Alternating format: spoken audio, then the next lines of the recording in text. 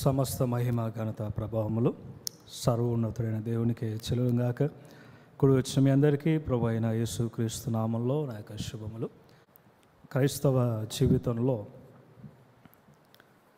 కొన్ని ప్రత్యేకమైనటువంటి దినాలు అనేటువంటివి మనకు కనిపిస్తూ ఉంటాయి. ఒకటి, మనము పుట్టిన దినాన్ని చాలా చక్కగా ఆనందంగా జరుపుకుంటూ ఉంటాం.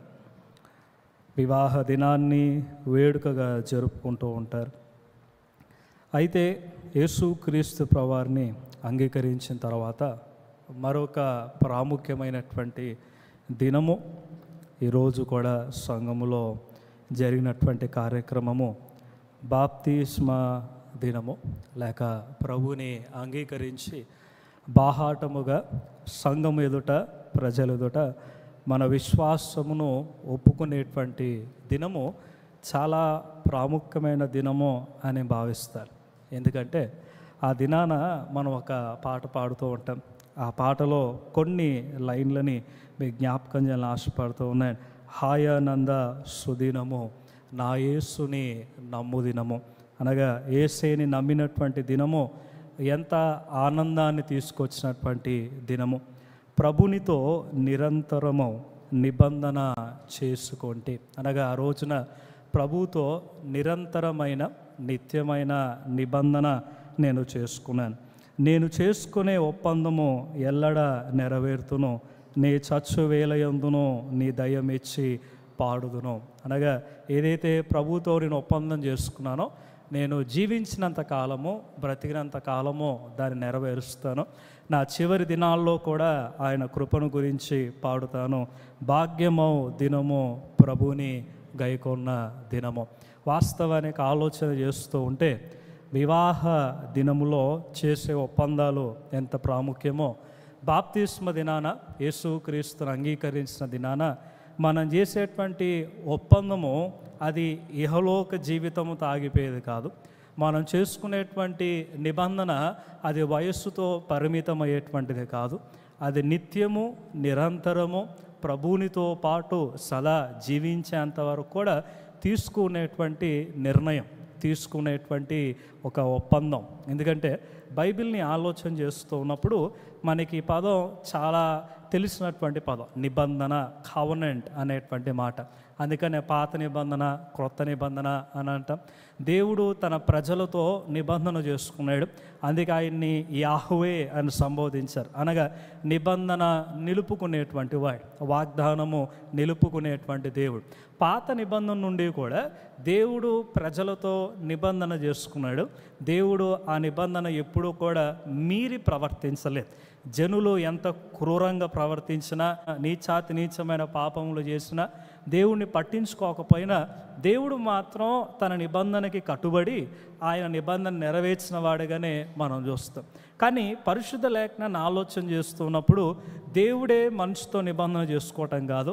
ఎప్పుడైతే దేవుని మనం స్వీకరిస్తామో, దేవుని మనం నమ్ముతామో, దేవునితో సంబంధంలోకి మనం వెళ్తామో, మనము కూడా దేవునితో నిబంధన చేసుకున్నాం. వివాహ దినమున భర్త భార్యగా చేసుకునే నిబంధనలు ఎంతవరకు ఉంటాయో మనకు తెలుసు. కానీ వాస్తవానికి ఒక విశ్వాసి దేవుడు చేసుకునేటువంటి ఆ నిబంధన అది కలకాలము వర్ధిల్లటం అనేటువంటిది లేఖనాల్లో చాలా స్పష్టంగా కనిపిస్తుంది. కావున ఈ రోజున మనం ధ్యానించబోయేటువంటి అంశము దేవునితో చేసుకున్న నిబంధన, దేవునితో చేసుకున్న నిబంధన లేక తీసుకున్న తీర్మానము ఎంతవరకు మనం పాటిస్తూ ఉన్నాం. దీని గురించి ఆలోచన చేస్తూ ఉంటే పరిశుద్ధ లేఖనాల్లో ఒక పుస్తకము, ఆ పుస్తకం రాసినటువంటి ఒక ప్రవక్త గుర్తొస్తూ ఉంటే, పాత నిబంధనలో చిన్న ప్రవక్తలు అనేటువంటి ఒక భాగాన్ని మనం చూస్తాం.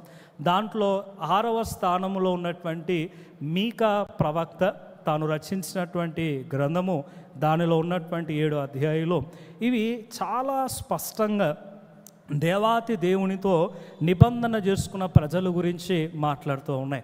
ఐగుప్తు నుంచి దేవుడు విడిపించిన తర్వాత ఆనాటి నుండి దేవునితో నిబంధనలోకి వచ్చినటువంటి ఇశ్రాయేలు జనాంగం గురించి దేవాతి దేవుడు మాట్లాడుతూ ఉన్నాయి. ఈ మీకా ప్రవక్త గురించి ఆలోచన చేస్తూ ఉంటే ఎక్కువ వివరాలు ఇతని గురించి మనకి లేఖనంలో కనిపించదు. అలాగే మీకా అనేటువంటి పేరు మీద కూడా చాలామంది మనకు కనిపిస్తూ ఉంటారు. అందుకనే ఈయనకి ఆ పేరు వాడుతూ ఉన్నప్పుడు మీకా 1వ అధ్యాయం 1వ వచనంలో ఆయన ఏ విధంగా పిలిచారంటే మోరస్తీయుడైనటువంటి మీకా. అంటే మోరస్తీ అనేటువంటి ఒక ప్రదేశము, అది యెరూషలేముకు 25 మైళ్ళ దూరంలో అది ఉండిద్ది. ఆ ప్రదేశానికి ఉన్న ప్రత్యేకత ఏంటంటే it was the fertile land, చాలా సారవంతమైనటువంటి ప్రదేశము. అదేవిధంగా ఫోర్టిఫైడ్ సిటీ అని కూడా అంటారు. అంటే చాలా భద్రత కలిగినటువంటి ప్రాంతము నుండి తాను రావటాన్ని ప్రత్యేకంగా మనం చూస్తూ ఉంటాం. ఈ మీకా ప్రవక్త జీవితాన్ని ఆలోచించకముందు ఈ పేరు ఎందుకు తనకు ఇవ్వబడింది అని ఆలోచన చేస్తే తన పేరుకి ఈ గ్రంథానికి ఈ సందేశానికి చాలా ముడిపడి ఉన్నట్టుగా మనం చూస్తాం. మీకా అనగా మనకు తెలిసినట్లుగా 7వ అధ్యాయము 18వ వచనంలో తానే ఉపయోగిస్తూ ఉంటాడు, నీతో సమ్ముడైన దేవుడు ఉన్నాడా అనే మాట. నీతో సమ్ముడైన దేవుడు ఉన్నాడా. మీకా అనగా హూ ఈజ్ లైక్ అంటూ గాడ్, దేవుని వంటి వాడెవడు, దేవునితో సముడు ఎవడు, దేవుని వంటి వ్యక్తి ఎవరైనా ఉన్నాడా, నేను పోలిన వాడు ఎవడైనా ఉన్నాడా అనేటువంటి ఈ యొక్క అర్థముతో కూడినటువంటి పేరుని ఆ మీకా కలిగి జీవించడం అనేటువంటిది ఒక ఆశ్చర్యమని చెప్పాలి. ఎందుకంటే ఆ లోకములో కానీ ఈ లోకములో కానీ ఆ కాలంలో కానీ ఈ కాలంలో కానీ ఆలోచన చేస్తూ ఉంటే దేవుని పోలిన వాడు ఎవరు కూడా లేరు. ఒకవేళ దేవునితో సమ్ములు ఎవరైనా ఉంటే, దేవుని పోలిన వారు ఎవరైనా ఉంటే, దేవుని స్థితికి సమానంగా ఎవరైనా ఉంటే ఆయన దేవుడు కాదు. ఎందుకంటే దేవునికి సముడు ఉండటానికి లేదు, దేవునితో సమానంగా ఎవరు ఉండటానికి లేదు, దేవుని పైన ఎవరు ఉండటానికి లేదు. ఆయన సర్వోన్నతుడై ఉండాలి, ఆయన మహోన్నతుడై ఉండాలి, ఆయన క్రింద పాదాల క్రింద సమస్త సృష్టి ఉండాలి. అప్పుడే ఆయన్ని దేవుడు అని పిలవటం. అందుకని ఇశ్రాయేలు జనాంగానికి ఇచ్చినటువంటి షీమా అనేటువంటి ఆ పదాన్ని కూడా ద్వితోపదేశకాండం 6వ అధ్యాయంలో మనం చూస్తే ఇశ్రాయేలు వినుము, నీ దేవుడైన యెహోవా అద్వితీయుడు అనేటువంటి మాట. ఆయన ఒకే దేవుడు, ఆయన ఏకమై ఉన్నటువంటి దేవుడు. ఆ దేవుడు తప్ప వేరే వారిని మీరు పూజించటానికి వీలనేటువంటిది లేదు. ఈ మీకా ప్రవక్త తెరలోనికి వెళ్ళినప్పుడు, ఈ మీకా ప్రవక్త ప్రవచించడానికి వెళ్ళినప్పుడు ఇశ్రాయేలు జనాంగము దేవునికి దూరంగా జీవిస్తూ ఉన్నటువంటి పరిస్థితులు. 2 రాజ్యాలు మనకు కనిపిస్తాయి. ఒకటి ఇశ్రాయేలు రాజ్యము, రెండోది యూదా రాజ్యము. యూదా రాజ్యానికి ప్రవచించటానికి మీకా వెళ్ళాడు. ఆ సమయంలో అష్షూరు రాజ్యం అనేటువంటిది చాలా మటుకు ఇశ్రాయేలు రాజ్యాన్ని వారి యొక్క ఆధ్వర్యంలో పెట్టుకొని యూదా రాజ్యాన్ని కూడా నాశనం చేయడానికి వస్తున్న పరిస్థితుల్లో ఈ మీకా అనేటువంటి వ్యక్తి ప్రవచిస్తూ ఉన్నాడు. చెప్పాలి అంటే యెషయా, మీకా వీరందరూ కూడా సమకాలికులుగా మీరు చూస్తారు. మీకా చనిపోయిన 100 సంవత్సరాల తర్వాత ఇర్మియా ప్రవక్త అదే యూదా జనాంగానికి ప్రవచనాలు ఇవ్వటాన్ని మనకు కనిపిస్తూ ఉంటుంది.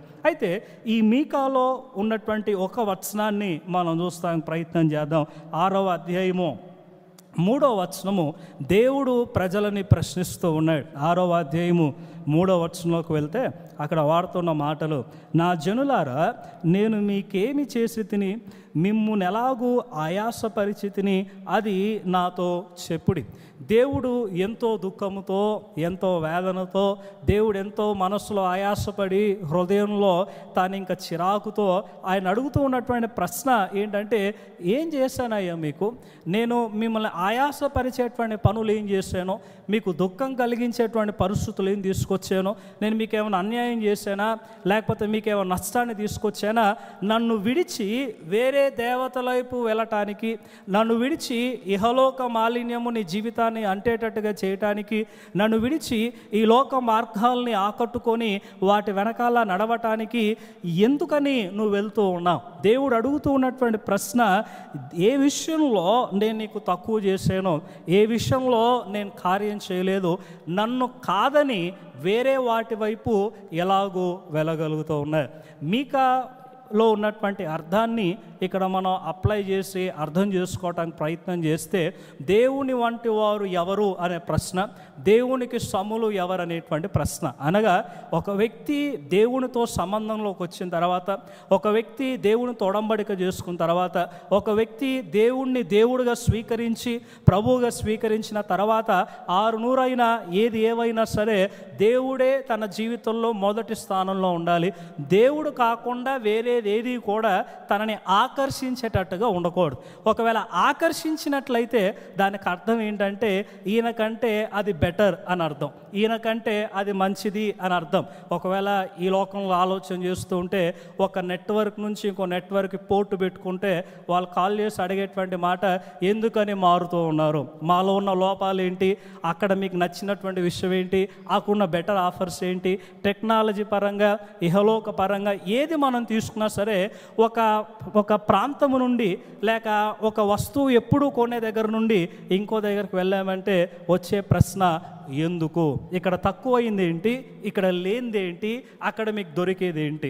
ఇక్కడ దేవుడు అడుగుతున్న ప్రశ్న కూడా ఏంటంటే, ఏం తక్కువైంది మీకు, ఎందుకని మీరు నన్ను విడిచి అటువైపు వెళ్ళిపోతూ ఉన్నారు, మీరు చేసుకున్న నిబంధన మర్చిపోయారా, మీ దినాలు మీరు మర్చిపోయారా. అందుకని 4వ వచనం నుంచి దేవుడు 3 పదాలు అక్కడ మాట్లాడుతూ ఉంటాడు. 6వ అధ్యాయం 4 నుంచి, ఐగుప్తు దేశములో నుండి నేను మిమ్మల్ని రప్పించి తిని, దాస గృహములో నుండి మిమ్మల్ని విమోచించి తిని, మిమ్మల్ని నడిపించుటకై మిరియాములను, మోషే అహరోను మిరియాములను పంపించి తిని. దేవుడు చెప్తున్న మాట ఏంటంటే, మిమ్మల్ని ఐగుప్తు నుంచి రప్పించాను, దాస్యత్వం నుంచి విడిపించాను, మళ్ళీ తప్పిపోక ఉండటానికి నాయకులను నేను పంపించాను, వాక్యాన్ని మీ చేతిలో పెట్టాను, మీతో నిబంధన చేసుకున్నాను.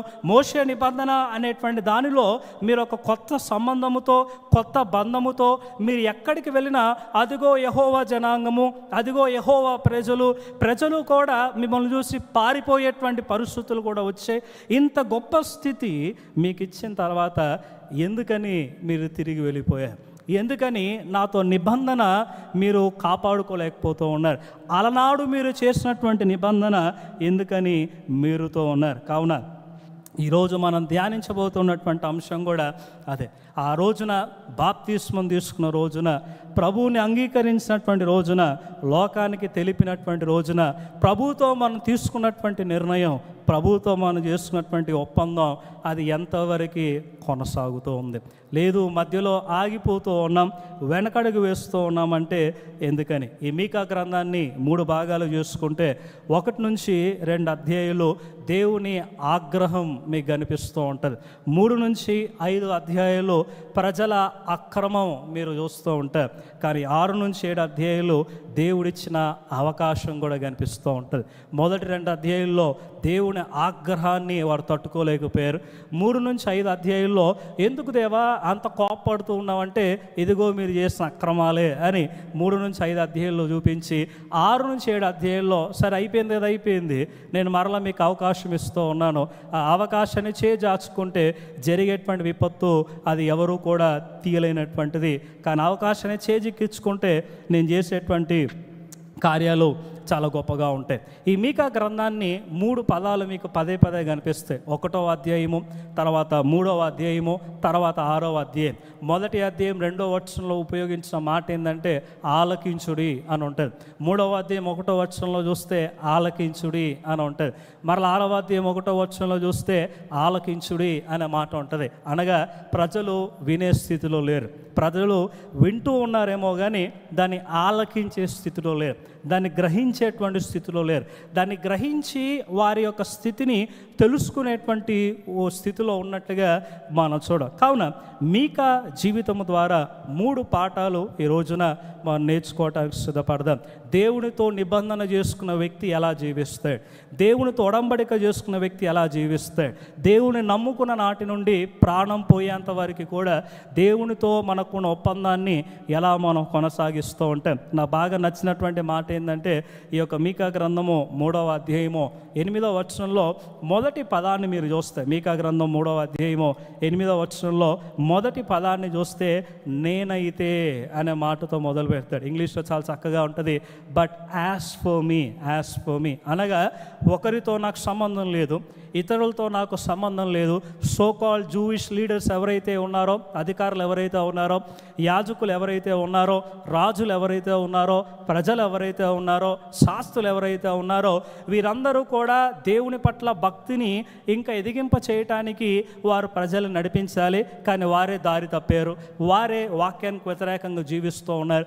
దేవునికి దగ్గరగా ఉండాల్సిన ప్రజలు కూడా దేవుని విడిచిపెట్టి వారికి నచ్చినట్టుగా జీవిస్తూ ఉన్నారు. కావున ఇక మీదట వారితో నేను పోల్చుకోవాలనుకోవట్లా, వారితో సరితూగాలనుకోవట్లా.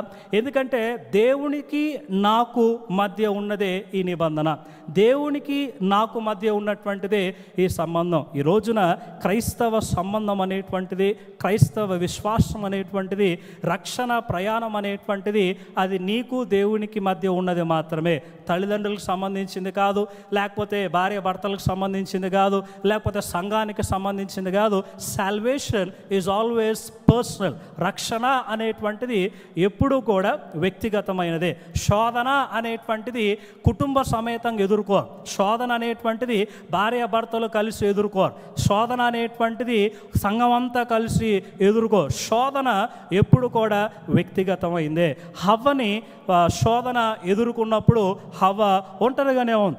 తర్వాత ఆదాము శోధన ఎదుర్కొంటూ ఉన్నప్పుడు హవ్వ ద్వారా తాను ఒంటరి నిర్ణయాన్ని తీసుకోవాల్సి వచ్చింది. క్రైస్తవ జీవితం అనేటువంటిది మనం గుంపుతో కలిసి వెళ్ళినా, లేదా భార్య భర్తతో కలిసి వెళ్ళినా, కుటుంబ సమేతం కుటుంబ ప్రార్థన మనం చేసుకున్న, శోధన దగ్గరకు వచ్చినప్పుడు, శ్రమ దగ్గరకు వచ్చినప్పుడు, సవాలు దగ్గరకు వచ్చినప్పుడు, దేవునితో సంబంధం దగ్గరకు వచ్చినప్పుడు అది వ్యక్తిగతమైనటువంటిది. రేపు పైకి వెళ్ళిన తర్వాత నువ్వు నీ భార్య కలిసి రక్షణ ప్రయాణం ఎలా చేశారు అది మాట కాదు, లేక సంఘం అంతా ఎలా ఉన్నారో అది కాదు, నీ జీవితం ఏ విధంగా ఉంది. అందుకనే తాను చాలా చక్కగా వాడుతున్న మాట నేనైతే, నా మటుకైతే. ఇది ఒకరికి సంబంధించింది కాదు, ఇశ్రాయేలు జనాంగానికి సంబంధించింది కాదు. దేవునితో నా సంబంధం ఇది వ్యక్తిగతమైనది. ఈ వ్యక్తిగతమైన ఒడంబడికలో మనం కూడా బాప్తిస్మ దినాన తీసుకున్నటువంటి ఒడంబడికలో దేవునితో నిర్ణయంలో ఎలా కొనసాగాలి. సో 3 లక్షణాలు ఈ యొక్క మీకా గురించి మనం గ్రహిద్దాం. మొదటిగా ఈ 8వ వచనంలోనే చాలా స్పష్టంగా రాయబడుతుంది. 3వ అధ్యాయము 8వ వచనము, నేనైతే యాకోబు సంతతి వారికి తమ దోషమును, ఇశ్రాయేలులకు తమ పాపమును కనుపరచుటకై యెహోవా ఆత్మావేశము చేత బలముతోనూ తీర్పు తీర్చు శక్తితోనూ ధైర్యముతోనూ నింపబడిన వాడనై ఉన్నాను. ఈ మీకా జీవితాన్ని ఆలోచన చేస్తే ఆయన సిటీ నుంచి వచ్చిన వాడు కాదు. యెరూషలేము అనేటువంటిది సిటీ, తాను వచ్చినటువంటిది ఒక ఊరు నుండి పట్టణానికి వచ్చి పట్టణంలో ఉన్నటువంటి ప్రజలకి సువార్తని ప్రకటించారు. దీని యొక్క బ్యాక్గ్రౌండ్ కూడా మీరు చూస్తే, మీకా బ్యాక్గ్రౌండ్ కూడా తానేమి ఉన్నత స్థాయి నుంచి వచ్చినటువంటి వ్యక్తి కాదు. చాలా దీనస్థితి నుండి, చాలా పేద స్థితి నుండి. ఒకవేళ మీరు మీకా గ్రంథంలో ఉపయోగించిన మాటలన్నీ చూస్తూ ఉంటే ఎక్కువగా ఆయన పేదవారితో, లేకపోతే అంగవైకల్యం ఉన్నటువంటి వారితో, లోకము వెలువేసినటువంటి వారితో, వారి మధ్యలో ఉండటం, వారి మధ్య పరిచర్య చేయటం, అందరినీ హెచ్చరించడం, ఇదే మీకు కనిపిస్తూ ఉంటుంది. అంటే ఒక అనర్హుడిగా, ఎలాంటి యోగ్యత లేనటువంటి వ్యక్తిగా ఈ మీకా ఉన్నట్లుగా మీరు చూస్తారు. కానీ ఈ మీకా ఒక వ్యక్తిని ఎదుర్కోవటానికి రాలం. ఎందుకంటే ఈ మీకా గ్రంథం అంతా మీరు చూస్తే సమస్య ఏంటో తెలుసా? దేవుడు ఎందుకు మీకాని పంపించాడో తెలుసా? ఆ సమస్య ఆ దినాల్లో విగ్రహారాధన ఎక్కువైపోయింది. దాని తర్వాత మత వ్యవస్థ, భక్తి వ్యవస్థ అనేటువంటిది చెడిపోయింది. ఎలాంటి లోపల భక్తి లేకుండా వారు జీవిస్తూ ఉన్నారు. రాజకీయ వ్యవస్థ పడిపోయింది, ప్రభుత్వ వ్యవస్థ పడిపోయింది. ఆ దినాల్లో యాజకులు కూడా సరి అయినటువంటి క్రియలో, లేకపోతే సరి అయినటువంటి పద్ధతిలో దేవుణ్ణి ఆరాధించట్లా. చెప్పాలి అని అంటే completely corrupted Jerusalem and Judaism. అక్కడ ఉన్నటువంటి యూదులు కావచ్చు, యెరూషలేము కావచ్చు, కంప్లీట్గా పాడైపోయినటువంటి పరిస్థితులు. అలాంటి పరిస్థితుల్లో ఈ ఒక వ్యక్తి, సరిగ్గా మాటలు రానటువంటి వ్యక్తి, మారుమూల ప్రాంతం నుంచి వచ్చినటువంటి వ్యక్తి అంతమంది ముందు నిలవబడి మాట్లాడాలి అంటే అంత ధైర్యం ఎక్కడి నుంచి రావాలి, అంత శక్తి ఎక్కడి నుంచి రావాలి, అంత బలం ఎక్కడి నుంచి రావాలి. అందుకే మీకా దేవునితో నా నిబంధన ఆగిపోకూడదు. దేవుడు నన్ను పిలుచుకున్నాడు, అదేవిధంగా దేవుడిని సేవించాలి. దేవుడు పంపిస్తే కాదనకుండా నేను వెళ్ళాలి, అవిధేయుడుగా ఉండకూడదు. కాబట్టి నేను ఏ విధంగా నిలబడుతూ ఉన్నాను వారి మధ్య, మీ అందరి విషయం నాకు అనవసరము. నేనైతే మీ పాపాలను ఎత్తి చూపించటానికి నా జీవితంలో 3 కలిగి ఉన్నాను. ఒకటంటూ ఉన్నాడు, బలముతోనూ ధైర్యముతోనూ ఆత్మావేశము చేత నింపబడిన వాడును. దేవునితో మనం చేసుకున్న ఒప్పందం రక్షణ పొందిన రోజున చివరి వరకు కొనసాగాలి అని అంటే మొదటిగా మీకాలో కనిపించేటువంటిది నింపబడినటువంటి వాడు. హి వాజ్ ఎంపవర్డ్ బిలీవర్, నింపబడినటువంటి వాడు. వాస్తవానికి ఆలోచన చేస్తూ ఉంటే మన హృదయం మారిన తర్వాత, మారు మనసు పొందిన తర్వాత, నూతన ఆత్మను దేవుడు మనలో పెట్టిన తర్వాత, నూతన హృదయాన్ని దేవుడు మనలో పెట్టిన తర్వాత మనం అనేక వాటితో మన జీవితాలని హృదయాలు నింపేసుకుంటూ ఉంటాం. అది అసూయ కావచ్చు, కక్ష కావచ్చు, ద్వేషం కావచ్చు, అనుమానం కావచ్చు, భయం కావచ్చు, పిరికితనం కావచ్చు, ఈ లోకంలో రకరకాల వాటితో నింపేసుకొని అందుకనే పాపాన్ని జయించలేరు, శోధాన్ని జయించలేరు, శ్రమను తట్టుకోలేరు, లేక మనుషుల కోసం బ్రతకటము, తప్పు జరిగితే దాన్ని సరిచేయటము, ఇలాంటివి విశ్వాస జీవితంలో లేకపోవటము, దేవుని మార్గం నుంచి తొలగిపోవటం అనేటువంటిది కనిపిస్తుంది. అందుకనే మీకా నమ్మినటువంటి వాస్తవం ఏంటంటే, నేను ప్రజల ముందు వెళ్ళి నిలబడాలన్నా, దేవుని కోసం నిలబడాలన్నా, దేవునికి ఆయాసపరచకుండా దేవుడే నాకు, ఆయన వంటివాడు ఎవడూ లేడు, మొదటి స్థానం ఆయనకే నేను ఇవ్వాలి అనే తీర్మానం నేను తీసుకోవాలి అన్నా నాకు 3 కావాలా. ఒకటి, ఆత్మతో నడిపించబడిన వాడనై, రెండోది ఆత్మ బలముతో నింపబడిన వాడనై, మూడోది ఆత్మ ధైర్యముతో నింపబడిన వాటినై ఈ లోకంలోకి నేను వెళ్ళాలి. అందుకే అదే మాటలు పౌలు తిమోతితో కూడా అంటూ ఉంటాడు కదా, పిరికితనము కలిగిన ఆత్మను దేవుడు నీకు ఇవ్వలేదు, ఇంద్రియ నిగ్రహము గల ఒక ధైర్యముతో కూడినటువంటి శక్తివంతమైనటువంటి ఆత్మను దేవుడు నీకు ఇచ్చాడు. అందుకే రోమాపత్రిక 8వ అధ్యాయంలో కూడా పౌలు ఒక పోరాటం గురించి మాట్లాడుతూ ఉంటాడు, ఒక విప్లవం గురించి మాట్లాడుతూ ఉంటాడు. శరీరానికి ఆత్మకు మధ్య జరిగేటువంటి పోరాటం, శరీరానుసారంగా జీవించే వారిలో ఇలా ఉంటాయి, ఆత్మానుసారంగా జీవించేటువంటి వారిలో ఈ విధంగా ఉంటాయి. ఆత్మానుసారంగా జీవించేవాడే తిరిగి జన్మించిన వాడు అని పౌలు 8వ అధ్యాయం రోమాలో ముగించినట్టుగా ఉంటుంది. మీకా తన జీవితంలో చుట్టుపక్కల అంతమంది వ్యతిరేకంగా ఉన్న, లోకముతో అంత నింపబడి ఉన్న, he was the only one man filled with the Spirit of God, filled with the power of God, or filled with the courage of God. ఎలాంటి భయం లేకుండా, ఎలాంటి పిరికితనం లేకుండా, ఎలాంటి పాపానికి లొంగిపోకుండా, శోధనకి లొంగిపోకుండా తాను శోధనని ఎదిరించగలిగేటువంటి స్థితిలో తాను ఉన్నాడు. ఎవరైతే శోధన ఎదిరించగలరో, ఎవరైతే పాపాన్ని ఎదిరించగలరో వారే పాపం చేసేటువంటి వ్యక్తిని సరిచేయగలరు. ఆ దినాల్లో ప్రవక్తలు మీరు చూస్తూ ఉంటే, ఆ దినాల్లో ప్రవక్తలేమి పెద్ద పెద్ద స్థాయి నుంచి వచ్చినటువంటి వారుగా, చాలా చిన్న స్థాయి నుంచి వచ్చి వారంత గంభీరమైన పరిచర్య చేయగలిగారంటే కారణం ఏంటంటే వారు దేవుని ఆత్మచేత నింపబడిన వారు. ఈ రోజుల్లో ఎందుకని మనం పడిపోతూ ఉన్నాం? ఈ యొక్క ప్యాషన్ డేస్లో, శ్రమల దినాల్లో ముగింపులో మనం ఉంటూ ఉన్నాం, అనేక వాక్యాలు వింటూ ఉన్నాం, అనేక హెచ్చరికల్ని తీసుకుంటూ ఉన్నాం, అనుదినము కూడా అనేక వాక్యాలని మనం ధ్యానిస్తూ ఉన్నాం. కానీ మన తీర్మానం దగ్గరికి రాగానే, మన దేవుని కోసం నిలబడేటువంటి స్థితి దగ్గరికి రాగానే, మన ఆత్మీయ జీవితాన్ని ఒక్కసారి పరిశీలన చేసుకుంటే ద లెవెల్ ఆఫ్ స్పిరిచువల్ గ్రోత్ని చూసుకుంటూ ఉన్నప్పుడు ఎక్కడో మనకు కనిపిస్తూ ఉంటుంది. ఎందుకని అని అంటే, ఈ రోజున దేవుని ఆత్మతో నింపబడకుండా, దేవుని ఆధీనములో మనం ఉండకుండా, దేవుని యొక్క శక్తిని ఆశ్రయించకుండా, దేవుడు ఇచ్చేటువంటి ధైర్యాన్ని ఆశ్రయించకుండా లోకంలో ఉన్న వాటన్నిటితో మన హృదయాన్ని నింపేసుకుంటూ ఉంటాం.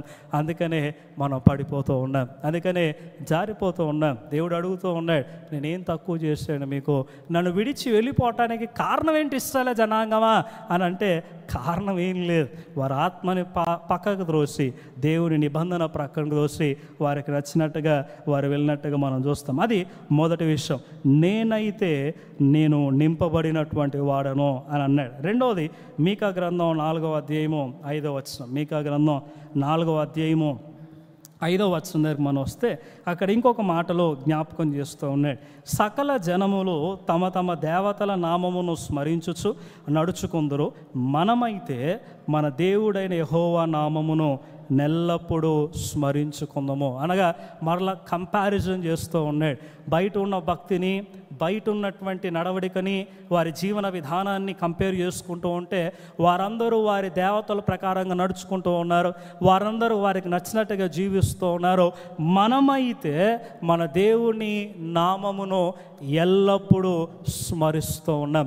ఒక విశ్వాసి పడిపోకుండా ఉండటానికి ఒక ఆనవాలు, ఒక చెప్పాలంటే ప్రొటెక్షన్, ఒక బలము ఏంటి అంటే దేవుని నామాన్ని సరిగ్గా స్మరించటం అని చెప్పాలి. ఎందుకంటే 6వ అధ్యాయంలోకి వెళ్ళినప్పుడు దేవుడు ప్రశ్న అడిగాడు, ఏం తక్కువ చేశాను నేనని. అలా మాట్లాడుతూ వచ్చినప్పుడు 6వ అధ్యాయం 6 నుంచి 8 వచనాలు మనకి బాగా పరిచయమైనటువంటి మాటలు.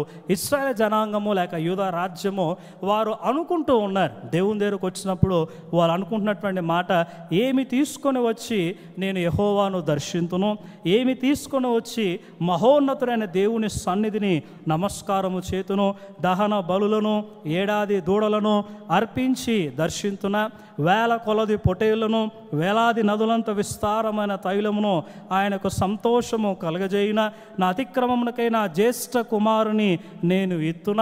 అనగా అక్కడ ఉన్నటువంటి వారు అనుకుంటూ ఉన్నారు, సరే దేవుడు మమ్మల్ని విడిపించాడు ఐగుప్తు నుండి, సరే దేవుడు మమ్మల్ని నడిపించడానికి అధికారుల్ని నాయకుల్ని ఇచ్చాడు, సరే దేవుడు అనేక కార్యాలు చేస్తూ వచ్చారు, దానికి బదులుగా ఏం కావాలయ్యా నీకు వేలాది నదులంత విస్తారమైన తైలం కావాలా, నా కొడుకు నీకు కావాలా, లేకపోతే అక్కడ ఉన్నటువంటి రకరకాల అర్పణలు నీకు కావాలా, అవి ఇస్తే సరిపోతాయా, మా వెనకాల పడకుండా ఉంటావా, మా తల తినకుండా ఉంటావా, మాకు చిరాకు తెప్పికుండా ఉంటావా, ఏం కావాలా నీకు అని దేవుణ్ణి వారు ప్రశ్నించటాన్ని మనం చూస్తూ ఉంటాం. చక్కగా మనం కూడా పాట పాడుతూ ఉంటాం కదా, నీవు చేసిన ఉపకారములకు నేనేమి చెల్లింతును. నిజంగా దాంట్లో ఉన్న పదాలు హృదయపూర్వకంగా పాడాలంటే అంత ధైర్యం మనకు సరిపోదు. నిజంగా దేవుడు ఏదైనా అడిగితే ఇచ్చే స్థితిలో మనం ఉంటామా, దేవుడు ఏదైనా అడిగితే దాన్ని త్యాగం చేసే స్థితిలో మనకు ఉంటామా.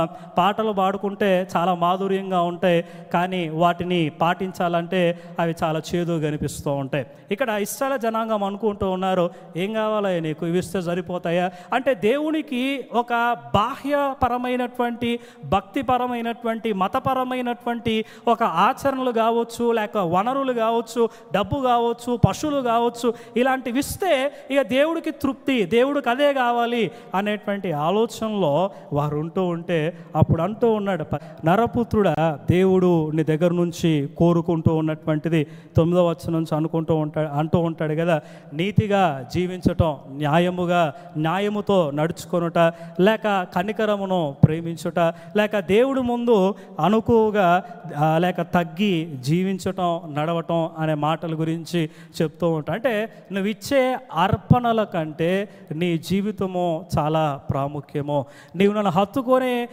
హత్తుకొని జీవించే విధానము చాలా ప్రాముఖ్యము. అందుకే మీకు అంటూ ఉన్నాడు, ఎవరి సంగతి నాకు అనవసరం, కానీ నేనైతే ఎల్లప్పుడూ యెహోవా నామమునే స్మరిస్తాను, ఎల్లప్పుడూ ఆయన్ని మాత్రమే హత్తుకొని నేను జీవిస్తాను. అలనాడు తాను తీసుకున్నటువంటి నిర్ణయము చివరి ఊపిరి వరకు మీక దేవుని కొరకు ఎందుకు బ్రతకగలిగాడంటే, ఒకటి తాను నింపబడినవాడు, రెండవది తాను నడిచినవాడు, దేవుని మార్గంలో నడిచినవాడు, దేవుని యొక్క నామములో నడిచినవాడు, దేవుని కట్టడలు ప్రకారంగా నడిచినవాడు. అందుకనే 6వ అధ్యాయము 9వ వచనంలో మనం చూసినట్లయితే చాలా చక్కని మాట అక్కడ ఉంటుంది, జ్ఞానము గలవాడు నీ నామమును లక్ష్యపెట్టును. ఎందుకని దేవుని మార్గాన్ని విడిచిపెట్టి, దేవుని నామాన్ని విడిచిపెట్టి ప్రజలు ఆ విధంగా తిరుగుతూ ఉన్నారు, లేక తొట్టిల్లుతూ ఉన్నారంటే అవివేకాన్ని బట్టి, అజ్ఞానాన్ని బట్టి, అంధత్వాన్ని బట్టి.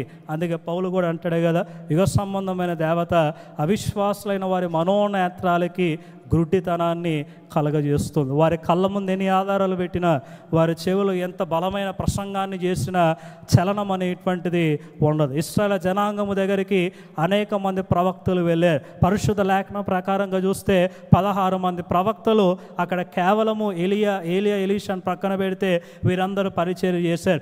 ఇంత వాక్యము ధారాళంగా వెళ్ళినా, ఇంత విస్తారమైనటువంటి లేఖనాలు రాసిన వారి హృదయంలో చలనం లేదు. మెడ వంచనటువంటి స్వభావము, కఠినమైనటువంటి హృదయము, దేవుణ్ణి హత్తుకోనటువంటి జీవితాన్ని మనం చూస్తున్నాం. దేవునితో చేసిన నిబంధన మనం మీరకుండా ఉండాలి అంటే, ఒకటి ఆత్మచేత నింపబడిన వారమే ఇహలోకాన్ని ప్రక్కన పెట్టి రెండోది ఆయన మార్గంలో నడిచేటువంటి వారుగా ఉండాలి. తర్వాత మూడవది మీకా గ్రంథం 7వ అధ్యాయము 7వ వచనంలో తన చివరి తీర్మానాన్ని మనం చూస్తూ ఉన్నాం. మీకా 7వ అధ్యాయం 7వ వచనంలో మరలా తన తీర్మానం ఈ విధంగా ఉంది. అయినను యెహోవా కొరకు నేను ఎదురు చూచెదను, రక్షణకర్తయగు నా దేవుని కొరకు నేను కనిపెట్టి ఉందును, నా దేవుడు నా ప్రార్థన ఆలకించును. It was his personal commitment. తన వ్యక్తిగత తీర్మానం చూడండి, తన వ్యక్తిగత నిబద్ధత మీరు చూడండి. ఆయన ఏమంటూ ఉన్నాడంటే, అయినను యెహోవా కొరకు నేను ఎదురు చూచెదను. అయితే ఇక్కడ ఒక నిమిషం ఆగుదాం. అయినను అని అన్నాడు అంటే దానికి ముందు ఏం జరిగింది, అసలు ఏంటి, ఏ పరిస్థితుల్లో తాను దేవుని అందే కనిపెట్టి ఉండాలనుకుంటూ ఉన్నాడు, ఏ పరిస్థితిని బట్టి తాను దేవుని కోసమే నిలవబడాలనుకుంటూ ఉన్నాడంటే, 1వ వచనం నుండి మీరు చూసుకుంటూ వెళ్తే 2 నుంచి 6 వచనాల్లో కొన్ని మాటల్ని మాత్రం నేను చదువుతూ ఉన్నాను, గమనించండి. 7వ అధ్యాయం 2 నుంచి 6 వచనాలు మనం చూస్తూ ఉంటే, మొదటిగా భక్తుడు దేశములో లేకపోయాను అంటే యూదా దేశంలో భక్తులే కనిపించట్లేదంట ఆయనకి. రెండవది, జనులలో యథార్థపరుడు ఒక్కడు కూడా లేడు, యథార్థంగా బ్రతికేటువంటి వాడు ఒక్కడు కూడా కనిపించట్లేదు. తర్వాత ప్రతి మనుషుడు కిరాతుడై తన సహోదరుని కొరకు వలలను ఒగ్గును అంటే బాంధవ్యం పోయింది, ప్రేమ అనురాగాలు అనేటువంటివి పోయిన సమాజంలో తాను ఉన్నాడంట. 3వ వచనంలోకి వెళ్తే, అధిపతులు బహుమానము కోరుదురు, న్యాయాధిపతులు లంచము పుచ్చుకొందురు, గొప్పవారు తమ మోసపు కోరికను తెలియజేదురు. పోనీ అధికారమైన అక్కడ ఉన్నటువంటి న్యాయాధిపతులైనా న్యాయాన్ని చేస్తారంటే వారు న్యాయాన్ని చేయట్లా, వారు కూడా మంచిగా జీవించట్లా. పెద్దవారైనా సరే కనికరపడతారంటే వారు మోసంతో నిండిపోయి ఉన్నారు. 5వ వచనంలోకి వెళ్తే, స్నేహితుని యందు నమ్మిక ఉంచవద్దు, ముఖ్య స్నేహితుని కూడా నమ్ముకొనవద్దు. ఎందుకంటే స్నేహితులు కావచ్చు, ప్రాణ స్నేహితులు కావచ్చు, ముఖ్య స్నేహితులు కూడా ఆ దినాల్లో వారు నమ్మక ద్రోహం చేయటం. తర్వాత ఇంకో మాట అంటాడు, నీ కౌగిటిలో పండుకొని ఉన్న దాని ఎదుట నీ పెదవుల ద్వారంలోకి కావు పెట్టుకునము అనగా ఆఖరికి భార్య భర్తల మధ్య కూడా యథార్థమైనటువంటి జీవితం లేదు, నమ్మకమైన జీవితం లేదు. 6వ వచనంలోకి వెళ్ళిన తర్వాత, కుమారుడు తండ్రిని నిర్లక్ష్య పెట్టుచున్నాడు, కుమార్తె తల్లి మీదకిని కోడలు అత్త మీదకిని లేచెదరు, ఎవరి ఇంటి వారు వారికే విరోధులగుదురు. అది తాను జీవిస్తున్నటువంటి సమాజం. అనగా తల్లిదండ్రులకి వ్యతిరేకంగా పిల్లలు ఎగుస్తూ ఉన్నారు, కూతురు తల్లికి వ్యతిరేకంగా, కోడలు అత్తకి వ్యతిరేకంగా, స్నేహితులు నమ్మక ద్రోహం చేయటం, ఆఖరికి శత్రువులు బయట నుంచి రావట్లేదంట, వారి సొంత ఇంటి వారే వారికి శత్రువులుగా మారిపోయేటువంటి దినాల్లో నేను జీవిస్తూ ఉన్నాను. అప్పుడు 7వ వచనం అంటున్నాడు, అయినను యెహోవా కొరకు నేను ఎదురు చూచెదను. అంటే ఇంత తీవ్రమైన వ్యతిరేకత ఉంది. నాకు సపోర్టు చేయటానికి నా కుటుంబమే బలం. ఈ దినాల్లో ఆలోచన చేస్తే మనకి బలం ఎవరంటే మన కుటుంబమే మనకు బలం కదా. బిడ్డలు కావచ్చు, స్పౌస్ కావచ్చు, లేకపోతే ఇంట్లో ఉన్నటువంటి బంధువులు కావచ్చు, మన కుటుంబమే మనకి బలం.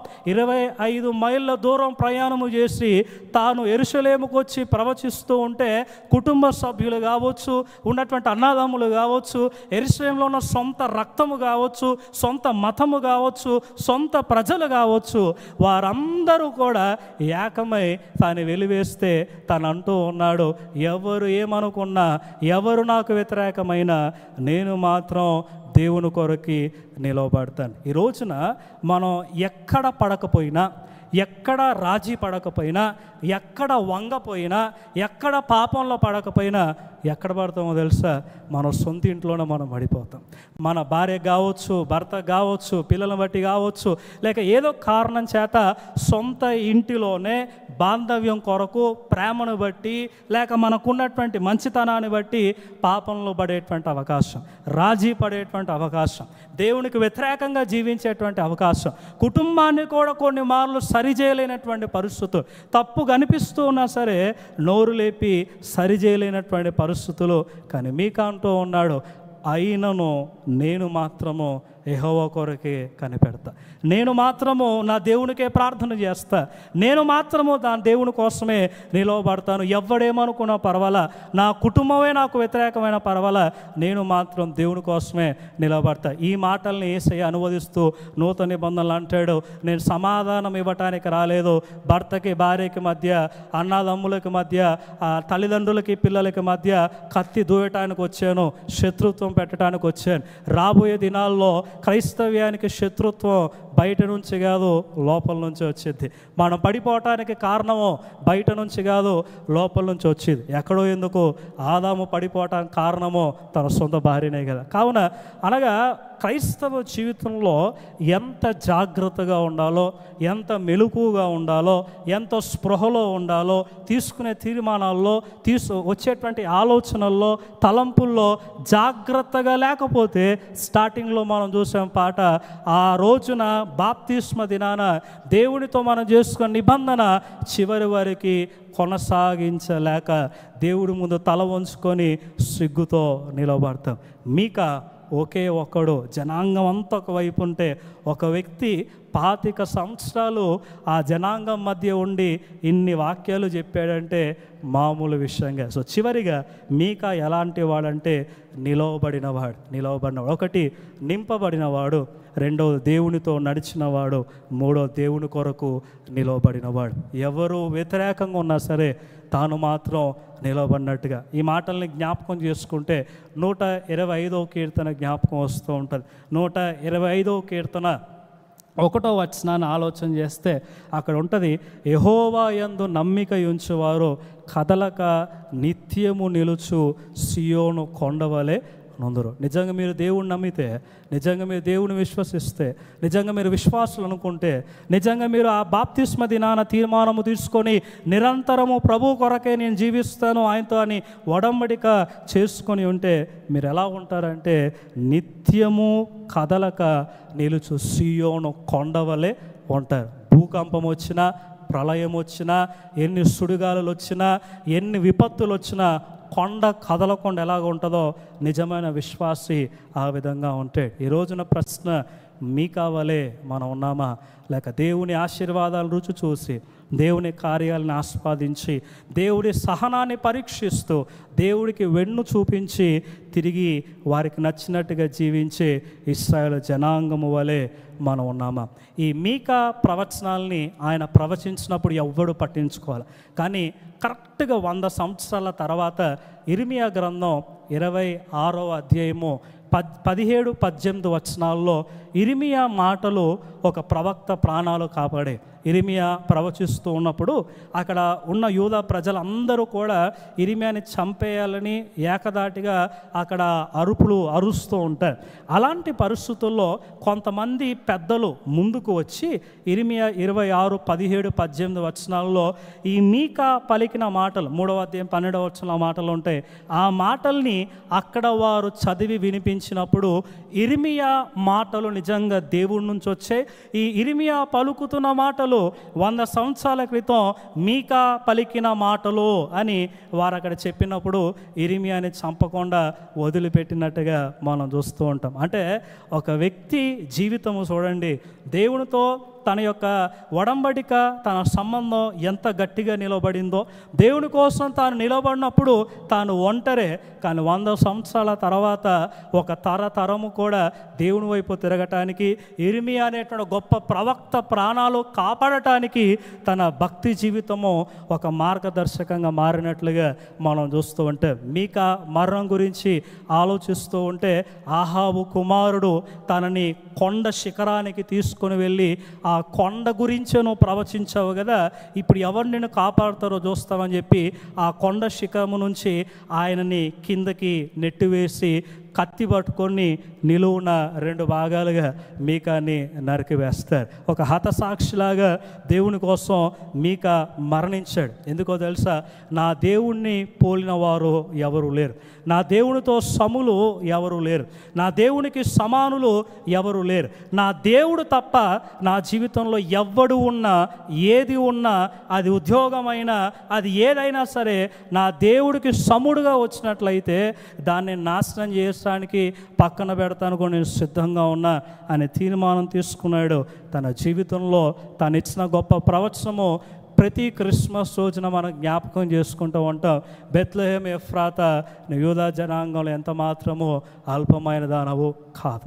యేసుక్రీస్తు ప్రభువారు ఎలాగూ రాబోతూ ఉన్నాడు. ఆయన రెండవ రాకడలో పరిపాలన ఎలా ఉండబోతుందో కూడా 7వ అధ్యాయము 16వ వచనం నుంచి తను ప్రవచించినట్టే కూడా మనం చూస్తాం. ఇంత గొప్ప ప్రవక్త గురించి బైబిల్లో ఎక్కువగా లేదు, కానీ తన గురించి మూడు విషయాలు.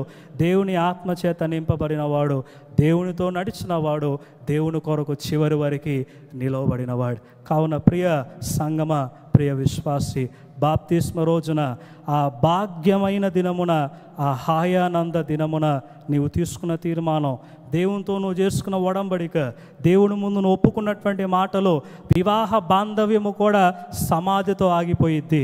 కానీ ఆత్మీయ బాంధవ్యం బాప్తిస్మ రోజున మొదలైంది, నిత్యము కూడా కొనసాగేటువంటిది. మరణము దాన్ని ఆపలేదు, శ్రమ దాన్ని ఆపలేదు, ఏది కూడా దాన్ని ఆపలేదు. దాన్ని ఆపగలిగేది ఒకటే, నీ అవిశ్వాసం, నీ మూర్ఖత్వం, నీ అవిధేయత, లోకం పట్ల నీకున్నటువంటి కోరిక. దాన్ని జయించటానికి మీకా ఆత్మతో నింపబడ్డాడు, దేవుణ్ణి స్మరించాడు, దేవుని కోసం నిలవబడ్డాడు, చివరికి దేవుని బిడ్డగానే మరణించాడు. ఈనాడు మన జీవితం ఏ విధంగా ఉంది, దేవునితో మన సంబంధం ఏ విధంగా ఉంది పరీక్షించుకుందాం. ఆగిపోక సాగిపోదాం. 40 దినాలు అలాగే కాకుండా సంవత్సరం అంతా ప్రభు వచ్చే వరకు, లేక మనం మట్టిలోకి పోయేంత వరకు, కడ ఊపిరి వరకు నమ్మకంగా ఉండేటువంటి విశ్వాసం ఆత్మదేవుడు మనకి అనుగ్రహించునుగాక. ప్రార్థించుకుందాం. తండ్రి, నీకు వందనాలు. ఇచ్చిన సమయాన్ని బట్టి నీకు స్తోత్రాలు. నీకు సముడు ఎవరు, నీతో సములు ఎవరు మా తండ్రి? నీకు సమానమైన వారు, నేను పోలిన వారు ఈ లోకంలో ఎవరు కూడా లేరు మా ప్రభువా. కానీ అనేక మార్లు మేము మా ఆశల్ని బట్టి, మా కోరికల్ని బట్టి, మా బాంధవ్యము పైన మాకున్న మమకారాన్ని బట్టి, మా అవసరతను బట్టి, మాకు వచ్చే ఒత్తిడిని బట్టి మీకంటే ఎక్కువ ప్రాముఖ్యత వేరే వాటికి ఇచ్చి మిమ్మల్ని తక్కువగా చేసి ఇతర వాటిని ఎక్కువగా చేసేటువంటి పరిస్థితులు వస్తూ ఉంటాయి. కానీ మా తండ్రి, ఇశ్రాయేలు జనాంగం వలె మేము ఉండకుండా మీ కావాలే ఒంటరిగా బ్రతకాల్సిన పరిస్థితి వచ్చినా, నష్టపోవాల్సిన పరిస్థితి వచ్చినా వెనుదిరగకుండా నీ మార్గంలో నడిచేటువంటి విశ్వాసము మాకు దయచేయండి. అలనాడు బాప్తిస్మ రోజున మేము తీసుకున్న తీర్మానంలో ఎక్కడ కూడా తగ్గకుండా, ఎక్కడ వెనుదిరగకుండా చివరి వరకు ముందుకు కొనసాగే ఆత్మధైర్యాన్ని, ఆత్మశక్తిని, ఆత్మ నింపుదల మాకు దయచేసి అయా చివరి వరకు నమ్మకంగా ఉండే సంఘముగా, విశ్వాసిగా మమ్మల్ని తీర్చిదిద్దమని ప్రభువైన క్రీస్తు నామములో అడుగుచున్నాం తండ్రి. ఆమేన్.